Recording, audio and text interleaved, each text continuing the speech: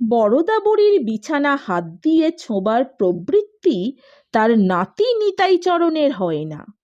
সে একটু কুটিল হাসি হেসে বলে, তুমি নিজেই ভেজাওনি তো?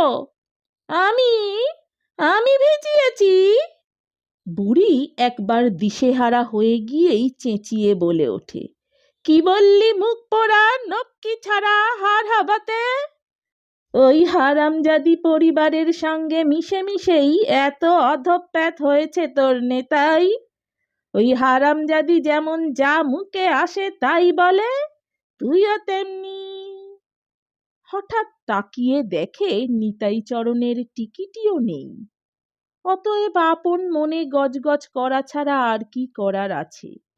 আজ ছুটির দিন, বেঈমান মুখ পোড়া দুদণ্ড এসে ঠাকুমার কাছে বসতে পারে না? তা বসবে না?